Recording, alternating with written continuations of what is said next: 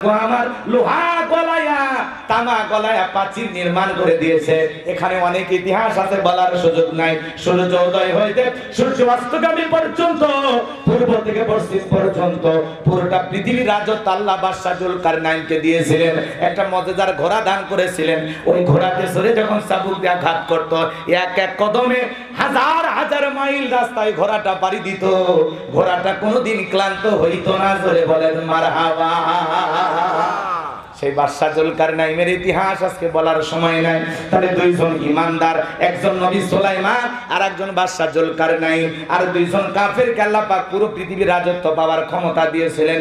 এই কাফেরদের মধ্য থেকে একজনের নাম ছিল জালেম বাদশা বখতেনাসর। আমার একটা টার্গেট নাই, সে টার্গেটে যাওয়া লাগবে তো নাকি বলেন? আমাকে আমার মতো যেতে দেন। কষ্ট হচ্ছে নাকি আপনাদের? সামনে গেলে খালি মজাই পাবেন। লিল্লাহি তাকবীর। বাজান গো আমার, চলেন সামনে গেলে বুঝতে পারবেন। খাপে খাপ মমতাজের বাপ, শয়তানের বংশ আজকে হয়ে যাবে সাফ। গোলাম রব্বানি কাউরে করবে না মাফ। কথা বলেন ঠিক কিনা?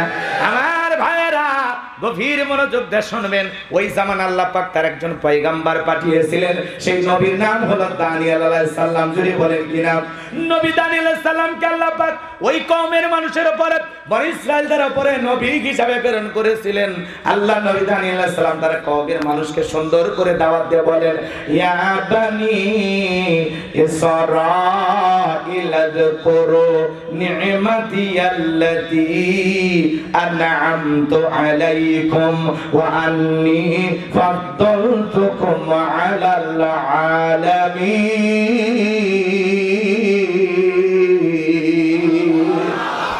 আল্লাহ রাব্বুল আলামিন পবিত্র কুরআনুল কারীমে সূরা বাকারার 47 নম্বর আয়াত আল্লাহ পাক জানিয়ে দিলেন, বনি ইসরাইলের সেই পয়গম্বর নাম হলো নবী দানিয়েল।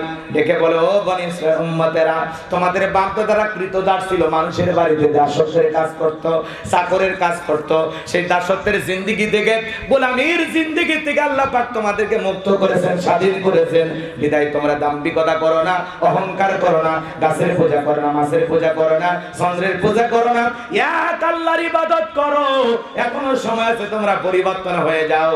বনি ইসরাইলের উম্মতেরা ডেকে বলে, ও পয়গম্বর, পুরান দিনের গল্প শোনা লাভ নাই। বাপ দাদা কি করেছিল এটা আমরা জানতে চাই না, আমরা ভালো আছি। কিন্তু আপনার দাওয়াত মানার সময় নাই। পয়গম্বরের দাওয়াত তারা প্রত্যাখ্যান করলেন।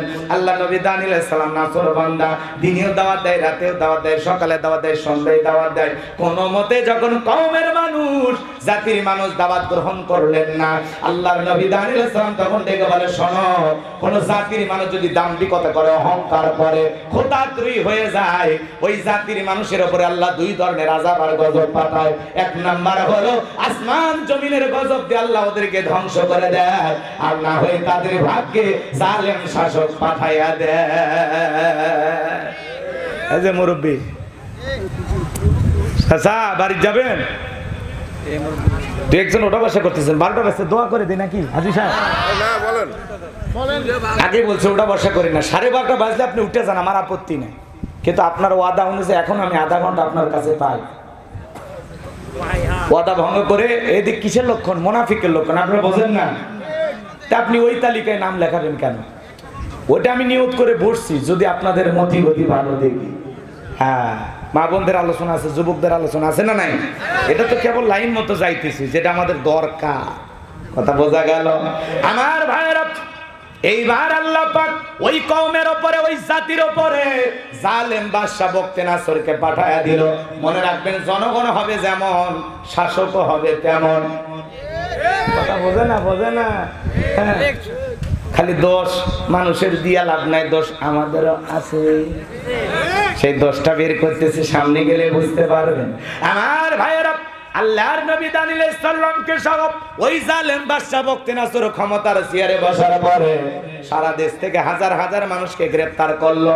জালেমদের কাজ হলো গ্রেফতারের আতঙ্ক ঢুকানো, নিরপরাধ মানুষকে যেখান থেকে সেখান থেকে তুলে নিয়ে যায়। কথা বোঝেন না? বোঝা লাগবে মানে ভালো করে বোঝা লাগবে। মানুষ বাজার করতে যায়, জেলখানায় যায়, বউ নিয়ে ঘুমায়, ঘুমার থেকে জাগে ওটা দেশ জেলখানায়। কথা কোন ঠিক না? এরকম পৃথিবীতে দেশ আছে না নাই? তবে বাংলাদেশ আলহামদুলিল্লাহ ওরকম এখনো শুরু হয়নি। রাগ করতেছেন মনে হয়। এ বাজান গো আমার, ভালো করে বোঝার চেষ্টা করবেন বাজান গো আমার। যে কথা বলতে চাচ্ছিলাম, জোর যার মূল্য তার পালকি যার বউ তার, এমনটা করলে হবে না। কথাকে বোঝা গেল? সামনের দিকে গেলে কথাগুলো বুঝতে পারবেন কি কথা বোঝানোর জন্য বলতে চাচ্ছিলাম। আল্লাহর নবী দানিয়েল সালাম সহ ৭০,০০০ উম্মত সহ জেলখানায় বন্দী করলো বাদশা বখতিয়ার। তাহলে আল্লাহর নবী কোন জায়গায়? সরে কোন আল্লাহর নবী যদি জেলখানায় যায় তাহলে ভালো করে বুঝবেন, নবীদের চাইতে উত্তম মানুষ আল্লাহর দুনিয়াতে আর কেউ আছে? নবী যদি জেলখানায় যায়, আজকে যারা নবী রাসূল নাই, নাইবে রাসূলের ভূমিকা পালন করে, যারা কোরআন সুন্নাহর সঠিক দাওয়াত দেয়, যারা এই নবীয়ানা কাজ দুনিয়ার জমিনে করে, ওদেরকেও টার্গেট করে করে কিন্তু বাতিলেরা জেলে ঢোকাবে। কথা বলেন ঠিক কি না? আলেমেরা যদি জেলে যায়, বুঝবেন নবীদের সুন্নাত আমল করতেছে। চোর ডাকাত জেলখানায় গেলে মানুষ ঘৃণা করে, আর আলেমেরা জেলখানায় গেলে মানুষ ঘৃণা করে না। জেলখানায় যাওয়ার পরে আলেমদের সম্মান বাড়িয়ে দেন তিনি কে? আল্লাহ। আর একটু জোরে বলেন কে? আল্লাহ। হুজুরদের নরম পায়ে বলে, হুজুর কাবিননামা কই? তোর দাদার কাবিননামা ছিল। কথা কয় না কেন? হুজুর বউ না ঘুরলেও কাবিননামা দেখতে চাই। কথা বলেন ঠিক কিনা? মিথ্যা তহমত দিয়ে জেলখানায় ঢোকায়। আমার ভাইয়েরা, হুজুরের মোবাইলে নাকি পর্নোগ্রাফি পাওয়া যায়, মিথ্যা মামলা দিয়ে জেলখানায় ঢোকায়। কথা কোন ঠিক কিনা? অন্ধ মানুষকে পর্যন্ত গাড়ি পোড়ানোর মামলা দিয়েছে, শয়তান পর্যন্ত এই কথা শুনে হাসে। একটা অন্ধ মানুষ কেমনে গাড়িতে আগুন লাগায়? কথা কোন ঠিক কিনা? এজন্য বাজান গো আমার, গভীর মনোযোগ দিয়ে শুনবেন। তাহলে বলেন তো বাজান, আলেমেরা যদি মাঝে মাঝে জেলখানায় যায়, নবীদের সুন্নাত পালন করার জন্য যায়, এই জমিনে হকের পক্ষে দাওয়াত দিবেন যতদিন, জুলুম আসবে ততদিন। তেল তেলা দাওয়াত দিবেন, কেউ কিছু বলবে না। কথা কয় না কেন? নরম দাওয়াত দিবেন, কেউ কিছু বলবে না। যখনই আপনি বলবেন এই জমিন যার, আইন চলবে তার, আলা লাহুল খলকু ওয়াল আম, সৃষ্টি যার, আইন চলবে সে আল্লাহ। যখনই বলবেন আসে কোরআনের সমাজ ব্যবস্থা কায়েম করি, জিহাদের কথা বলবেন, সুদের কথা বলবেন, ঘুষের কথা বলবেন, আল্লাহর পথে মানুষকে সঠিকভাবে দাওয়াত দিয়ে যখন আপনি নতুন একটা সমাজ কায়েম করার পরিকল্পনা করবেন, আপনাকে তখন টার্গেট করে করে ওরা ভিতরে ঢোকাবে। কথা বলেন ঠিক কি না? আমার ভাইয়েরা, তারপরে কি জবান বন্ধ করা সম্ভব? জোরে বলেন সম্ভব? এই কণ্ঠকে স্তব্ধ করে দেওয়ার ক্ষমতা কারো নাই। এই কণ্ঠ থাকবে যতদিন, সুর উঠবে ততদিন, জাতির মানুষকে সেই সুরে আমরা ডাকবো ততদিন। এই বাঁশি ভাঙার ক্ষমতা কারো নাই। কথা বলেন ঠিক কিনা? আমার ভাইয়েরা, আল্লাহর নবী দানিয়েল আলাইহিস সালাম জেলখানায় উম্মতদেরকে দেখে বলে, কি ব্যাপার? কই গেল টাকার গরম? কই গেল সুন্দরী নারী? কই গেল তোমাদের অহংকার? পয়গম্বরের উম্মতরা কাঁদে আর বলে, নবী আপনার কথা যে দিবালোকের মতো সত্য হবে আমরা বুঝতে পারি নাই। ও নবী, আমরা আমাদের ভুল বুঝতে পেরেছি। আর গাছের পূজা করব না, মাছের পূজা করব না, চন্দ্রের পূজা করব না, সূর্যের পূজা করব না, এখন থেকে এক আল্লাহর ইবাদত করব। আপনি যা বলবেন আমরা তাই শুনব। উম্মতেরা যখন কাকুতি মিনতি সহকারে কান্না শুরু করে দিলেন, আল্লাহ নবী দানিয়েল ডেকে বলে, শোনো, আমার কাছে কাঁদতে হবে না। সত্যি যদি তোমরা তওবা করে ফিরে আসতে চাও, তাহলে শোনো, আজকে রাত 12টার পরে আমি যখন আল্লাহ বলে ডাক দেব, আমার সঙ্গে তোমরা সবাই ঘুম থেকে জাগ্রত হয়ে আল্লাহ বলে ডাক দিবা। আমরা সিজদায় মাথা নত করে আল্লাহর কাছে চাইব, একমাত্র আল্লাহ পারে বাদশা বখতিয়ার জেলখানা থেকে মুক্ত করে দিতে। রাত্রি 12টা বেজে গেল, আল্লাহ নবী দানিয়েল আলাইহিস সালাম যখন আল্লাহ বলে ডাক দিয়েছেন, আপনারা একটু জোরে জবান খুলে ডাক দেন না আল্লাহ? একটু ভালোবেসে ডাক দেন না আল্লাহ? আরেকটু বলেন আল্লাহ আল্লাহ আল্লাহ আল্লাহ বলে, মানে কলিজাটা ভরে যায়, কোনো ফাঁকা থাকে না। কি একটা শান্তি নামের মধ্যে। কথা বলেন না কেন?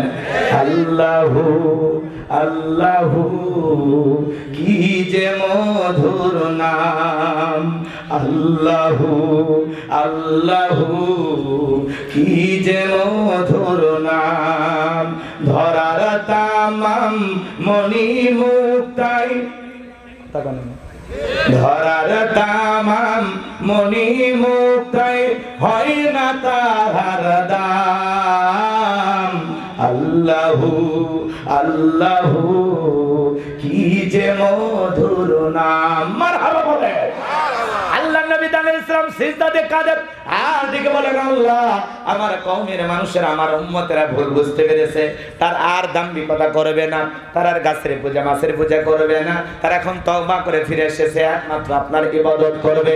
আল্লাহ গো আপনি আমার উম্মতদেরকে মাফ করে দেন। নবী যখন কাকুতি মিনতি সহকারে চোখের পানি ছেড়ে দিয়া হাজার হাজার উম্মতকে নিয়ে দোয়া করে, আমার আল্লাহ আসমান থেকে বলেন ও নবী দানিয়াল আর কান্না করতে হবে না, আমি আল্লাহ পাক ওয়াসিরেই জালেমের জেলখানা থেকে মুক্ত করার ব্যবস্থা করে দেব। বলেন আল্লাহু আকবার। এইবার ওই রাত্রি বেলায় আল্লাহ রাব্বুল আলামিন বাদশা বখতিয়ার কেমন একটা মারাত্মক ভয়ঙ্কর স্বপ্ন দেখায় দিলেন। ওই স্বপ্ন দেখা মাত্র জালেম বাদশা ঘুম থেকে চিৎকার করে উঠছে। যারা নিরাপত্তা কর্মী ছিল, যারা সিকিউরিটির দায়িত্ব পালন করতেছিল, ওরা দৌড়ে এসে বলে নেতা এত জোরে চিৎকার মেলেন ব্যাপারটা কি? বলে আমার চেহারা দেখে বোঝো না আমি আতঙ্কে আছি, ভয়ে আছি, আমি একটা কঠিন স্বপ্ন দেখেছি। এই দেশের যত স্বপ্নের তাবির কারো কাছে স্বপ্নের ব্যাখ্যা বলতে পারে, আগামী সকাল বেলার মধ্যে আমার দরবারে তাদেরকে হাজির করো, আমি স্বপ্নের কথা বলবো, তাদেরকে স্বপ্নের ব্যাখ্যা বলতে হবে। এই স্বপ্নের ব্যাখ্যা না জানা পর্যন্ত আমি আর ঘুমাইতে পারবো না। এইবার পরের সকাল বেলা হাজার হাজার স্বপ্নের তাবির কারক বাদশার দরবারে উপস্থিত হয়ে গেছে। জালেম বাদশা বখতিয়ার যখন স্বপ্নের কথা বলতে যাবেন, ওই সময় আল্লাহ রাব্বুল আলামিন বাদশা বখতিয়ারের মাথার মেমোরিতে থাকা সমস্ত স্বপ্নের কথাগুলো আল্লাহর নবী দানিয়েল আলাইহিস সালামের মাথার মেমোরিতে আল্লাহ তাআলা সেভ করে দিলেন। চিৎকার মেরে বলুন আল্লাহু আকবার।